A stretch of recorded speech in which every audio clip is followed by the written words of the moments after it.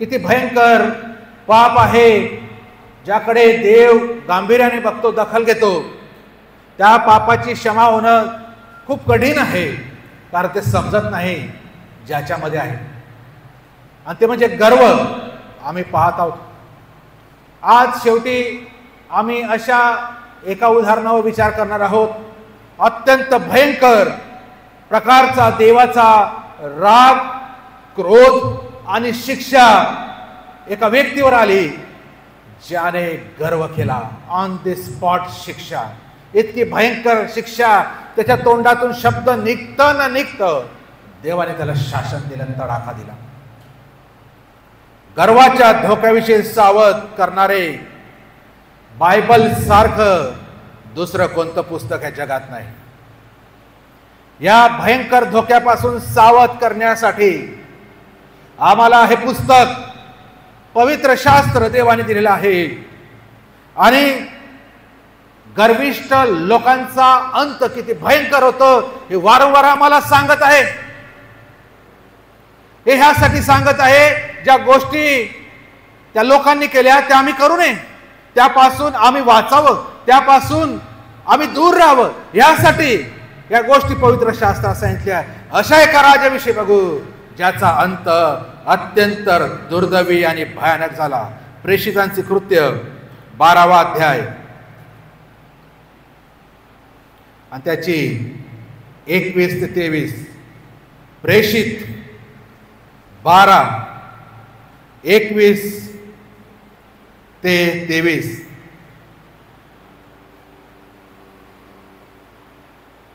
नंतर नेमिलेल्या दिवशी हेरोद राजवस्त्रे घालून आसनावर बसला आणि जमलेल्या लोकांपुढे भाषण करू लागला.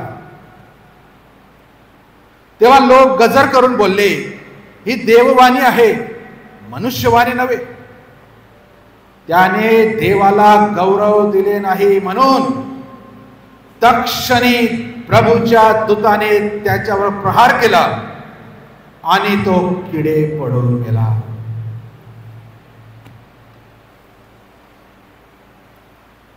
सुरुवात आहे नेमिलेल्या दिवशी.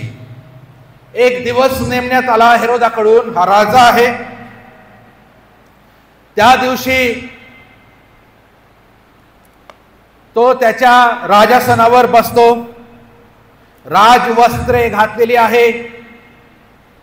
एक एक गोष्ट इथे लिहिली, त्याच्या मागचा अर्थ फार मोठा आहे. एवढं समजायला गेलं तर फार वेळ लागेल, म्हणून मी थोडक्यात सांगत आहे. नेमलेला दिवस आहे, राजवस्त्रे त्याने घातलेली आहे, तो आसनावर तो बसलेला आहे आणि त्याच्या समोर असंख्य लोक उपस्थित आहे, जमा उपस्थित आहे आणि त्यांना तो संबोधन करत आहे. त्यांच्या पुढे तो भाषण देत आहे. आणि जेव्हा तो भाषण देत आहे तेव्हा लोक गजर करत आहे आणि लोक म्हणतात, हा मनुष्य नाही, ही मनुष्याची वाणी नाही, ही साक्षात देवाची वाणी आहे.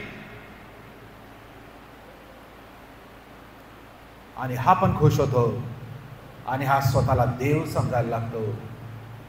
आणि तो असं तिथे लिहिलं आहे, त्याने देवाला गौरव दिले नाही.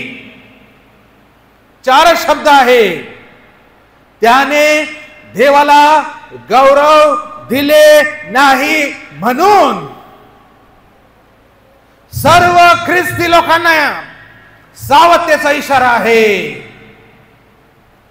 जो देवाला गौरव देत नाही, असं लिहिलं आहे, तत्क्षणी ऑन द स्पॉट प्रभूच्या दूताने त्याच्यावर प्रहार केला.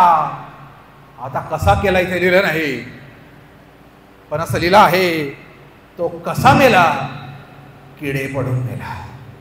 ह्याच्यासारखा दुर्दैवी अंत मी पाहिला नाही. इतकी भयंकर शिक्षा का? काय केलं हेरोदाने?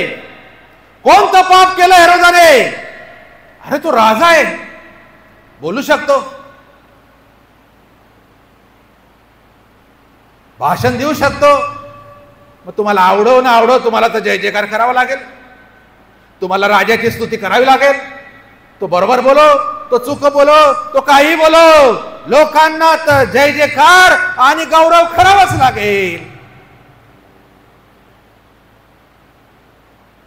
परंतु देवाचं वचन म्हणतं, हेरोदाने देवाला गौरव दिले नाही म्हणून देवाचा दूत तक्षणी आला, त्याच्यावर प्रहार केला.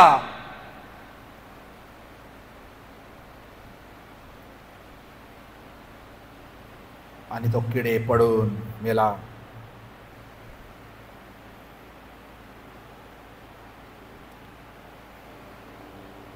काही शास्त्रज्ञ म्हणतात, इतिहासकार म्हणतात, त्याचे आतड्यांमध्ये किडे झाले प्रहार केल्यावर, आणि तो जवळजवळ ते किडे मरून ते पडले आणि ते किडे त्याला खात होते आणि तो जवळपास 5 दिवसात मेला असेल, असं एक अंदाज आहे, काय पुरावा नाही त्याचा. पण तो किडे पडून मेला हे नक्की. कोण कोण होता? सर्वात श्रेष्ठ स्थानावर बसलेला राजा आहे. त्याने दिवस नेमलेला आहे, एक फेस्टिवल आहे, एक सणासारखा तिथे दिवस आहे. तो राजवस्त्र घालून आहे, ज्याला सर्व सन्मान आहे, ज्याच्या समोर सैनिक झुकून उभे असतील, ज्याच्या पहाऱ्यासाठी बॉडीगार्ड आहे, ज्याचं नाव घेताना लोक विचार करत असतील.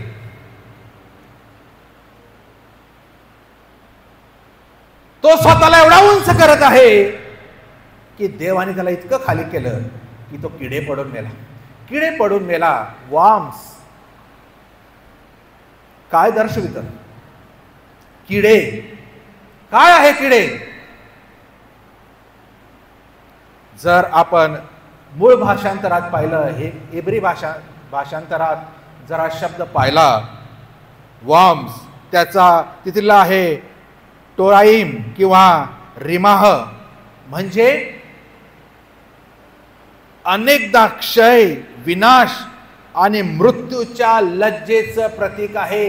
किडे पडणं म्हणजे लज्जेचं प्रतीक आहे, लाज वाटली पाहिजे असं आहे. ते शरीर तिथे पडलेलं आहे. आपण मनुष्य मेल्यावर का बरं लवकर पुरतो, दुसऱ्या समाजात जाळतात वगैरे वगैरे, मनुष्याचं शरीर असं का ठेवलं जात नाही? आपण इतर प्राण्यांचे ऍक्सिडेंट मध्ये झालेले मृत्यू बघतो, जर त्याची लवकर विल्हेवाट लागली नाही तर नैसर्गिक रीतीने त्यामध्ये किडे पडतात, आळ्या पडतात आणि ते खातात, पूर्ण माती बनवतात ते शरीर. एक नैसर्गिक चेन आहे, प्रोसेस आहे. पण ते शरीर उघडं पडलेलं राहतं, जे किडे खातात. लज्जास्पद ती गोष्ट आहे. कोण मला असा राजा? किडे खाऊन खाऊन त्याला मारण्यात आलं, एवढी भयंकर शिक्षा हो. एकच गुन्हा, त्याने देवाला गौरव दिला नाही, विषय संपला. याचा अर्थ देव तडजोड करत नाही त्याचा गौरव देण्यामध्ये, आराधनेमध्ये, स्तुतीमध्ये. प्रियांनो, आम्हाला वॉर्निंग आहे.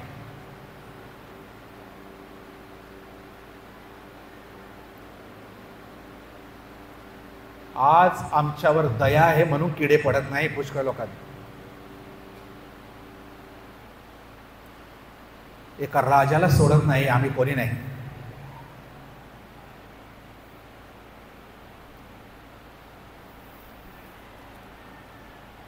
निर्गमाचं पुस्तक कोणीतरी वाचा, 16वा अध्याय आणि 20वे वचन. निर्गम 16 आणि 20.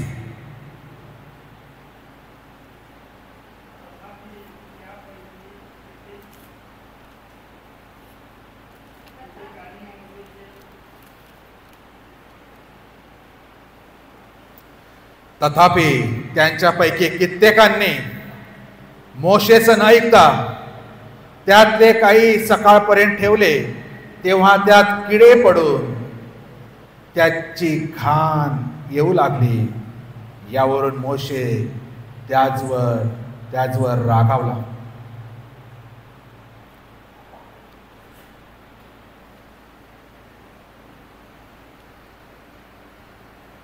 मोशे देवाच्या आज्ञेविरुद्ध ह्यांनी गोळा करून ठेवलं. कुठपर्यंत गोळा केलं? सकाळपर्यंत. आणि काय फायदा झाला?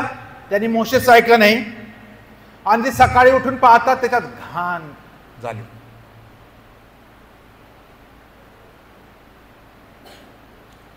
आकाशातून देवाने देवदूताच्या भाकरी पाठवल्या.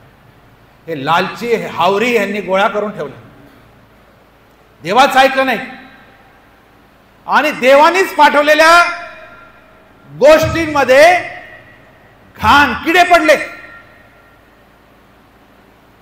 कोणती गोष्ट त्यामध्ये जर दिरंगाई झाली मग ती चांगली देखील असेल, त्याचा अंत वाईट होतो. आम्ही म्हणून अजून वेळ अजून वेळ, आज देवाला शरण जाऊ नये, अजून वेळ, पुढच्या रविवारी जाऊ. जर आम्हाला आज समजत आहे तर मी पुढच्या रविवारची वाट का पाहावी? शेवटी किडे त्यामध्ये पडलेले आम्हाला दिसतात. मार्काचं शुभवर्तमान याचा 9वा अध्याय आणि त्याचं 48व वचन. मार्क 9 आणि 48.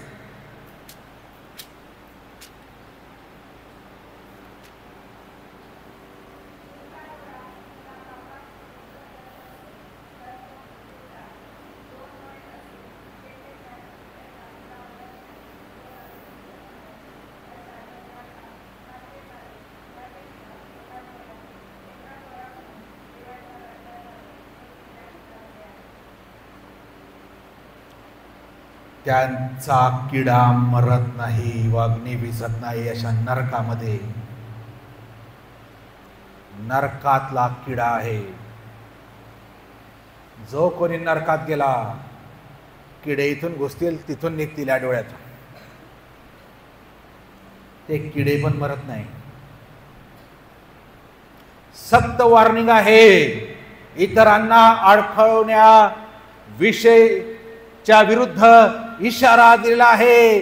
2 हात असल्यापेक्षा 1 हात घेऊन स्वर्गात जाणं चांगलं आहे. जर 1 हात मला अडखळत आहे, 1 पाय माझा अडखळत आहे, 1 डोळा जर माझा अडखळत आहे, सक्त वॉर्निंग 2000 वर्ष होऊन गेले दिलेली आहे पवित्र शास्त्रामध्ये. आणि त्या ठिकाणी किडा आहे मरणाचा, जो मरत नाही.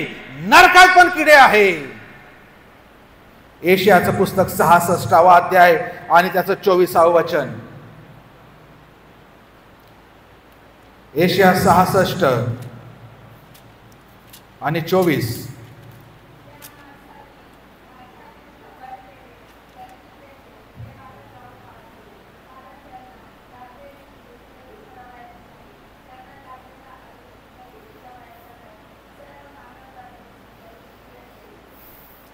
ज्या मनुष्याने मज विरुद्ध बंड केले त्यांची प्रेते ते बाहेर जाऊन पाहतील, कारण त्यास लागलेली कीड कधी मरावयाची नाही. त्यास लागलेला अग्नी कधी विझावयाचा नाही. सर्व मानव जातीस त्यांची किळस आहे. ही कीड कधी मरणार नाही, नरकात पण आहे. कारण ती कीड म्हणजे शिक्षेचाच भाग आहे. एवढे वचन वाचण्याचा अर्थ, देव जो स्वतःला चांगली वस्त्रे, उच्च स्थान, स्वतःचा महिमा, स्वतःचा गौरव, स्वतःची प्रतिष्ठा देत असताना तो विसरून गेला की हे सर्व काय जे आहे ते देवामुळे आहे. आणि तो देवा समान स्वतःला लेखू लागला. या राजाला देवाने इतकी भयानक तडाखा दिला की आता तेच त्याचं शरीर किडे खात आहे. देवाने त्याची अवकात दाखवली. कसला अभिमान, कसला गर्व, कसला अहंकार मनुष्य घेऊन फिरतो. आज मेला, एखाद्या आज नाही तर उद्या पुरतील एवढाच फरक होईल. पण तिकडे गेल्यावर 5-8 दिवसात माती होईल. कोणी असो. मग का अहंकार? का आम्ही नम्र होत नाही? का देवाला चॅलेंज करत आहोत? जर आम्ही देवाच्या आज्ञा पाळत नाही याचा अर्थ असाही होतो की आम्ही देवाला आव्हान करत आहोत, नाही करत जा. परवा एका मराठी लोकांनी म्हटलं की मराठी नाही बोलत, जा काय करायचं करून घे. काल त्यांनी माफी मागितली. ही जगिक गोष्ट आहे. पण हा उर्मटपणा, हा उद्धटपणा, ही हिंमत येते कुठून? गर्वामुळे येते. गर्व आम्हाला करू देत नाही. किडे पडूस तोपर्यंत आम्हाला समजू देणार नाही. जर लोक तुझी वाहवा करत होते, जर लोक सांगत होते खरोखर देवाची वाणी आहे, तू तिथे सांगायला हवं होतं. ही देवाची वाणी नाही. मी बोलत आहे, मी साधारण व्यक्ती आहे, राजा असला तरी मी देवाचं गौरव घेऊ शकत नाही. कोणताही मनुष्य देवाचं गौरव घेऊ शकत नाही. एकाने प्रयत्न केला, त्याला खाली टाकलं, आणि तो आम्हाला प्रयत्न करायला लावतो. मला चांगलं गाता येतं, मला चांगलं वाजवता येतं, मला चांगल्या प्रार्थना येतात, मला अमुक येतं, मला शास्त्रामध्ये 1 नंबर आहे, माझं असं शिक्षण आहे, मला असं माहिती आहे. माझ्यासारखा कोण आहे? किडे किडे आठवायचं आम्हाला लगेच. किडे आज नाही पण एक दिवस आहे किडे. आणि म्हणून या हेरोदाच्या उदाहरणावरून प्रभू आम्हाला हे सांगत आहे, गर्व किती भयंकर त्या गर्विष्ठ व्यक्तीचा अंत आहे, एक राजाचा अंत आहे. या दुष्ट हा जो हेरोद होता, हा दुष्टाने याकोबाला ठार मारलं होतं. हेरोदाने पेत्राला ठार मारण्यासाठी कैदेमध्ये ठेवलं होतं या हेरोदाने. आणि तुरुंगातील पहारेकऱ्यांना सुद्धा या हेरोदाने अन्यायाने मारून टाकलं होतं. या सर्व दुष्ट कामांसाठी देवाने त्याच्यावर न्याय आणला नाही. हेरोदाने काय केलं? याकोबाला मारलं. हेरोदाने पेत्राला तुरुंगात डांबलं. हेरोदाने कार्यकर्त्यांना मारलं. भयंकर गुन्हे असताना देवाने त्याला शिक्षा केली नाही. पण जेव्हा त्याने देवाला गौरव दिला नाही तेव्हा शिक्षा झाली. समजण्यासारखी गोष्ट आहे. आमचे लाख पाप देव क्षमा करेल, एखाद्यास त्याकडे दुर्लक्ष करेल, काही वेळ आम्हाला संधी देईल पश्चाताप करायची एखाद्या वेळेस. पण जर आम्ही देवाचं गौरव देवाला देत नाही, देव दुर्लक्ष करू शकत नाही. कारण द व्हेरी पर्पज, एक कारण देवाने आम्हाला जगात ठेवलेलं आहे, आम्हाला घडवलेलं आहे, मनुष्य बनवलंय. एक कारण म्हणजे देवाला गौरव द्यायचा आहे. 2 टाइम जेवण आपला उद्योग धंदा करायसाठी नाही जगात ठेवलं. त्याच्यात देवाचा काय फायदा आम्हाला बनून? आमची घडणा आईच्या पोटामध्ये गुप्त रीतीने करून त्याला काय मिळालं?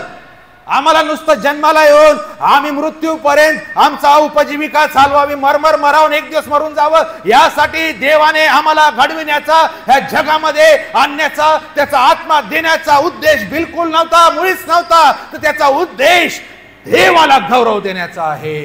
लोक विसरले.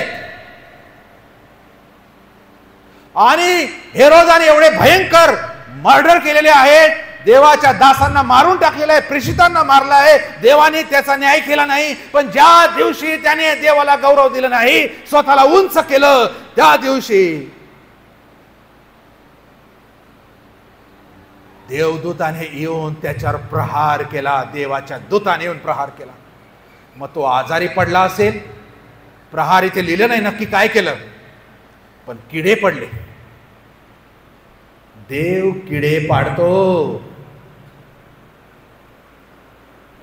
सर्वांच दोष सैतानाला देऊ नका. देव पण किडे पाठवतो.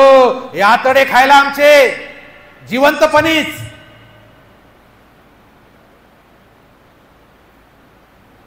जर आम्ही देवाला गौरव देतो, ठीक आहे. बाकीच्यांचं ज्यांना देवाची ओळख नाही, ठीक आहे, त्यांना एक्सक्यूज आहे. पण जे ख्रिस्ती आम्ही मंदिरात येतो आठवड्यातून एकदा आणि त्याचा गौरव देत नसेल, विचार करा, विचार करा. उपदेशक म्हणतो, जेव्हा तू देवाच्या मंदिरे जातोस, जेव्हा तू त्याचा उंबरठा ओलांडतोस, तुम्ही कसे पाय टाका, भीत भीत कापत कापत पाय टाका. आम्ही दारू पिऊन इथे येतो, भीती तर राहिली. देवाला आवाहन करतो, कर तुला काय करायचं, मी जाईल, माझी इच्छा. भीती नाही राहिली देवाची. अरे देवाची भीती नसेल, तुमचा मूर्खपणा आहे जो असा करतो. तो फक्त येशू आहे. तो सांगतो देवा थांब, वाट पाहू, त्याला संधी देऊ. तो मूर्ख आहे, त्याला वेळ देऊ थोडीशी, आपण थांबा. देवाला आव्हान देऊ नये. राजांना त्यांनी किडे पाडून मारलं, आमची अवकात नाही हो. भीत भीत कापत कापत त्याचा मंदिराचा उंबरठा आम्ही ओलांडावा आणि आत यावं, नम्र चित्ताने यावं, नम्र भावाने यावं, स्वतःला नम्र करावं आणि आराधनेमध्ये स्तुतीमध्ये स्वतःला झोकून द्यावं. देवा आम्हाला रिक्त कर. आम्हाला सांगावं लागतं हात उंच करून देवाची स्तुती करा. आम्हाला सांगावं लागतं मोठ्याने देवाला गौरव द्या, येशूला गौरव द्या. आम्हाला सांगावं लागतं गुडघे टेकून देवाची आराधना करा. आम्हाला सांगावं लागतं आमच्याने होत नाही. देवाचं गौरव देवाला न देणं भयंकर गुन्हा आहे. कारण तो गर्विष्ठ व्यक्ती असतो. तो देवाला गर्व देवाला सन्मान आणि आदर देऊ देत नाही. कारण तो सैतान आहे. सैतान असं करू देत नाही. सैतान कधीच आम्हाला देवाला उंच करू देणार नाही. सैतान कधीच आम्हाला येशूचं नाव घेऊ देणार नाही. सैतान कधीच आम्हाला सरेंडर करू देणार नाही. सैतान कधीच आम्हाला गुडघे टेकू देणार नाही. आता विचार करूया आम्ही कुठे आहोत. देवाचं गौरव 19-20 चालणार बरं. कारण आम्हाला जिवंत त्याने ह्यासाठी ठेवलं. आम्ही तोंड भरून तोंड उघडवते येशूचं. अरे काय नाही केलं येशूने, माझ्या जीव देऊन दिला हो. काय बाकी आहे? आज स्वर्गामध्ये जागा तयार करत आहे. काय बाकी आहे? आम्ही येशूचं नाव उंच स्वराने घ्यायला मनुष्याला दाखवायला नाही, पण त्याला दाखवायला आम्हाला लाज वाटते, आम्हाला भीती वाटते. आम्ही मागे पुढे बघतो, माझा शेजारचा काय म्हणेल.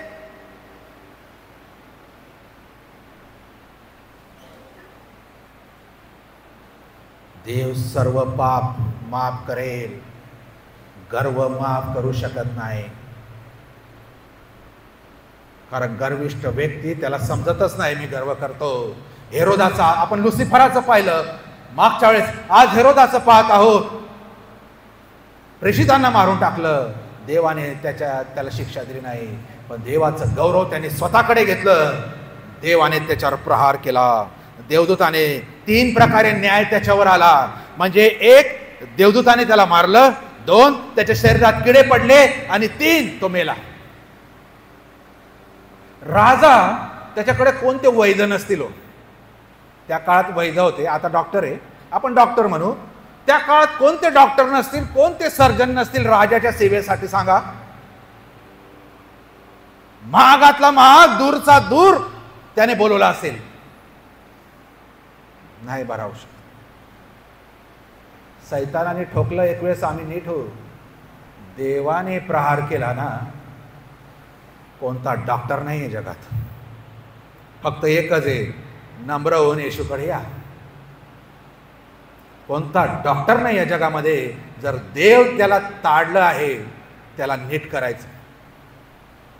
आणि म्हणून प्रियांनो, कोणत्याही प्रकारे, कोणत्याही रीतीमध्ये, कोणत्याही परिस्थितीमध्ये आम्ही देवाचं गौरव देवाला दिलंच पाहिजे. येशूला उंच केलंच पाहिजे.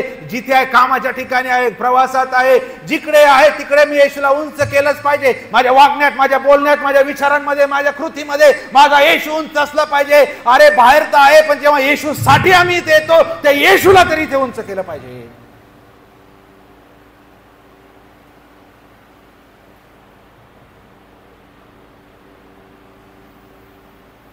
किडे गर्व दाखवतात.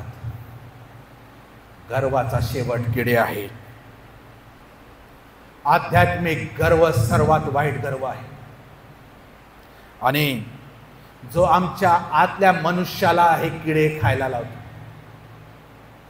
आध्यात्मिक मनुष्याला हा आध्यात्मिक गर्व ज्याच्यामध्ये आहे त्याला ते किडे खात आहे आणि आध्यात्मिक रीतीने तो माणूस पोकळ झालेला आहे. पोकळ. आता नुसतं तो दिखावा करतो. आता नुसतं घंटा वाजली म्हणून तो येतो. आता फक्त इथे बसायचं म्हणून तो बसतो. इथे बसून मी काय देतो त्या देवाला? आमचे 50-100 रुपये हे पाहिजे देवाला. ह्या बोर्डवर एवढे एवढे हजार, एवढे एवढे लाख हे पाहिजे देवाला? नाही. आध्यात्मिक गर्वापासून आम्हाला वाचलं पाहिजे. जेव्हा मी येतो माझा येशू माझ्या हात उंच करण्यातून, माझ्या विचारातून, माझ्या बोलण्यातून, माझ्या कृतीतून वाटेल ते मला जे शक्य आहे, जे माझ्याने बनत पडेल ते मी करायला पाहिजे. प्रेम.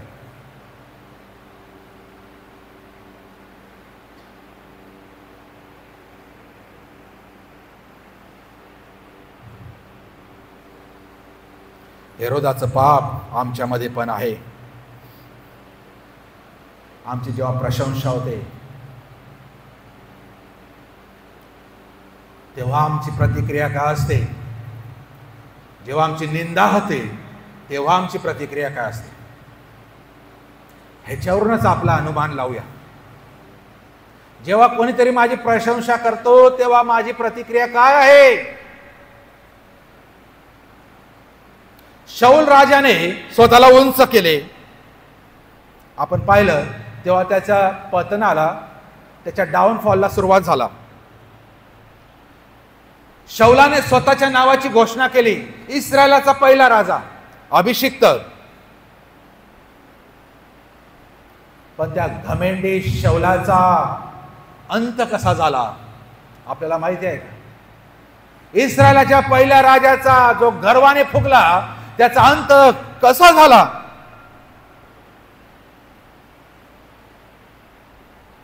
पलिष्ठ्यांनी त्याला युद्धामध्ये घायल केलं, अर्धमला केलं.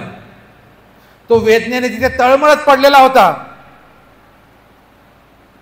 आणि वेदनेने अजून मेला नव्हता. तो तळमळत तिथे पडला होता. तो आपल्या शस्त्रवाहकाला म्हणतो, नीट लक्ष द्या, गर्विष्ठ व्यक्ती शेवटपर्यंत त्याला समजत नाही की स्वतःमध्ये गर्व आहे. इस्रायलाचा पहिला राजा युद्धामध्ये मार खाल्लेला आहे, तळमळत खाली पडलेला आहे आणि त्या स्थितीमध्ये जो शस्त्रवाहक आहे, त्याचा बॉडीगार्ड आहे, त्याला काय म्हणतो? तो म्हणतो, तुझी तलवार उपस आणि मला भोसक. का असं कर? कारण हे जे असुंती लोक आहे ते येऊन मला भोसकतील आणि माझी विटंबना करेल. पण त्याचा शस्त्रवाहक तसा करेना. तेव्हा शाऊल स्वतः जाऊन त्या तलवारीवर पडला. मरते वेळी देखील भयानक गर्व त्याच्यामध्ये आहे. त्यांच्या हातून मरण्यापेक्षा मी मरतो, मी मेल्यानंतर ते असं म्हणायला नको आम्ही त्याला मारलं, आम्ही हे करलो. नाही, मी मेलो. गर्विष्ठ व्यक्ती शेवटपर्यंत गर्विष्ठच असतो, कारण त्याला समजतच नाही. फार भयंकर गोष्ट आहे प्रियांनो. परमेश्वराचं वचन आम्हाला ही वॉर्निंग देत आहे आणि म्हणून कृपा करून आपण याच्याकडे लक्ष द्यावं. बेसुंती पलिष्ठ्यांच्या हातून मरण्याची भीती त्याच्या प्रतिष्ठेच्या आड येत आहे.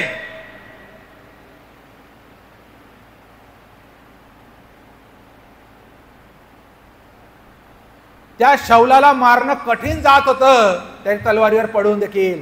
मग आम्ही बघतो अमालेकी त्याच्या छातीवर उभा राहिला आणि मग त्याचा शिरच्छेद केला शाऊलाचा.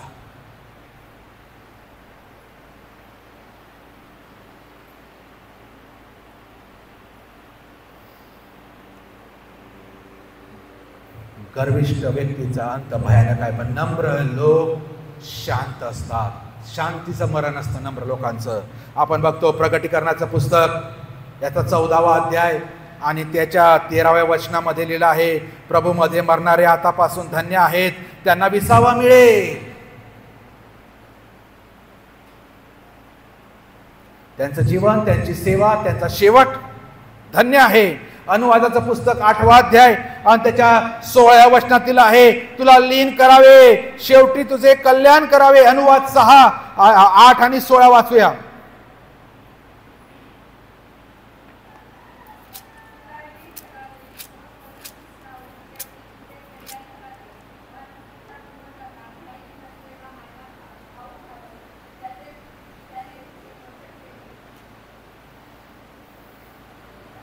तुला लीन करावे.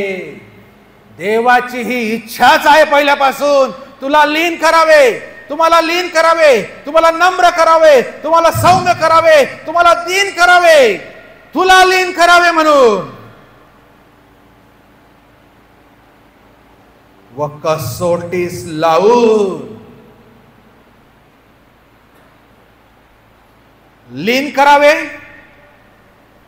आणि लीन करण्यासाठी कसोटीस लावावे. म्हणजे आम्हाला नम्र करावे आणि आम्हाला नम्र करण्यासाठी परीक्षा लावाव्या, कसोट्या लावाव्या, संकट लावावे, अरिष्ट लावावे, शत्रू लावावे, आजार लावावे. हे कशासाठी? एवढा उपद्व्याप कशासाठी? त्यामुळे आम्हाला राग येतो. अरे माझा देव तो म्हणतो माझ्यावर प्रेम करतो, माझ्यावर अरिष्ट पाठवतो, माझ्यावर शत्रू पाठवतो, माझ्यावर आजार पाठवतो, माझ्यावर अरिष्ट पाठवतो. काय? पण देव असं का करतो? कारण मला नम्र करावे, मला वाचवावे. कारण हे गर्व फार डेंजर आहे म्हणून आपण वळावं. आणि जोपर्यंत आम्ही वळत नाही अरिष्ट येत राहतील, जोपर्यंत आम्ही मागे फिरत नाही संकट येत राहतील, जोपर्यंत आम्ही स्वतःला लीन करत नाही आजार येत राहतील. देव सगळ्या प्रकारे त्याची हत्यारं वापरून बघतो. का? एकच गोष्ट, लीन करावे, नम्र करावे त्याच्या लोकांना. आणि असं लिहिलं आहे, तुला लीन करावे व कसोटीस लावून शेवटी तुझे काय? शेवटी तुझे कल्याण करावे. आम्ही लीन बिन काय नाही, पहिलेच कल्याण पाहिजे. प्रार्थनेची सुरुवातच आशीर्वाद दे देवा, इथून सुरुवात.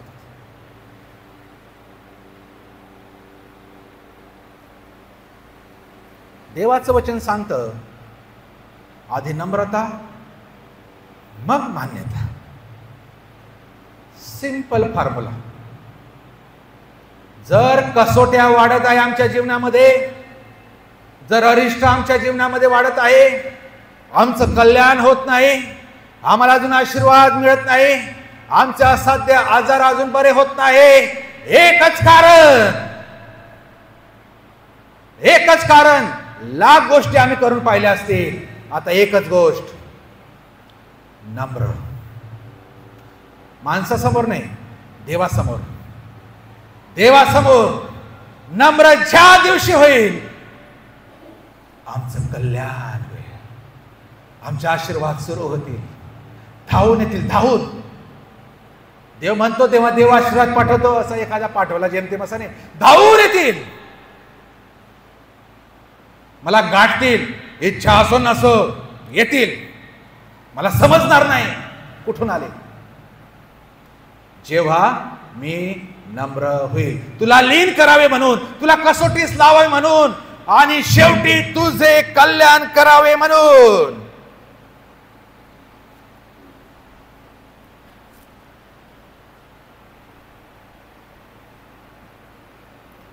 दाविदाकडे पहा. दावीद बेतशेबे बरोबर त्याने पाप केलं. ते पाप लपवण्यासाठी तिच्या पतीला त्याने त्याचा मर्डर केला, युद्धाच्या फ्रंट लाईनला ठेवून. एका अर्थाने शौल, दाविदाच्या आधी राजा असलेला पहिला राजा शौल, शाऊलानंतर असलेला दावीद, ह्या दोघांची जर तुलना केली तर सर्वात गंभीर पाप कोणी केलं मनुष्याच्या नजरेतून जर आपण पाहिलं एखाद्या कोर्टामध्ये दोघांना उभं केलं तर सर्वात भयंकर पाप शाऊलाने केलं का दाविदाने केलं? काय निर्णय राहील? शाऊलाने काय केलं? गर्व आला. दाविदाने काय केलं? व्यभिचार केला. दाविदाने मर्डर केला. दावीद खोटं बोलला.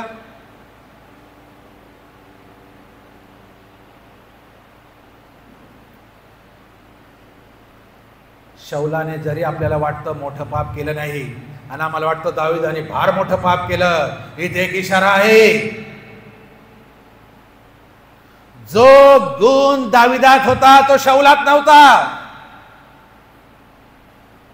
दावीद नम्र होता असं लिहिलं आहे. पहिले शमूएल 24 आणि 14 मध्ये दावीद म्हणतो, तो स्वतःला एक मेलेला कुत्रा, एक पिसवा म्हणतो. कोण? राजा. मी तर एक मेलेला कुत्रा आहे, मी पिसवा आहे. नम्रतेची लेवल बघा.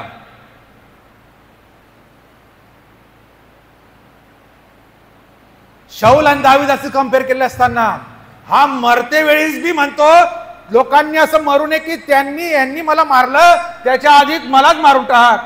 गर्व बघा मरते वेळी. दावीद झाल्या चुका हातून, पण नम्रता, मी एक मेलेला कुत्रा आहे, मी एक पिसवा आहे. आणि दाविदाचा शेवट कसा झाला? शाऊलाचा शेवट कसा झाला? तर दाविदाचा शेवट असा झाला. पहिले इतिहास 29 आणि 28 मध्ये लिहिलं आहे, आयुष्य, धन, मान, संपत्ती होऊन व चांगला वृद्ध होऊन तो मृत्यू पावला. दावीद कसा मेला? आयुष्य, धन, मान, संपन्न होऊन आणि चांगला वृद्ध, चांगला म्हातारा होऊन दावीद मेला.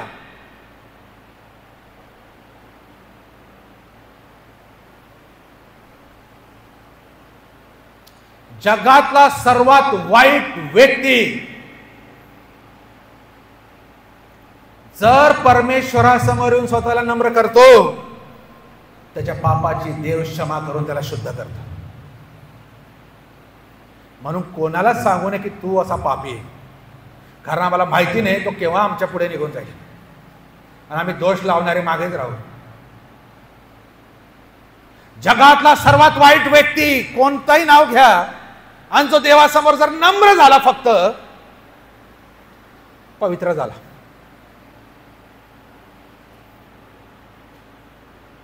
अहाब राजा, किती उदाहरण पाहिजे आम्हाला.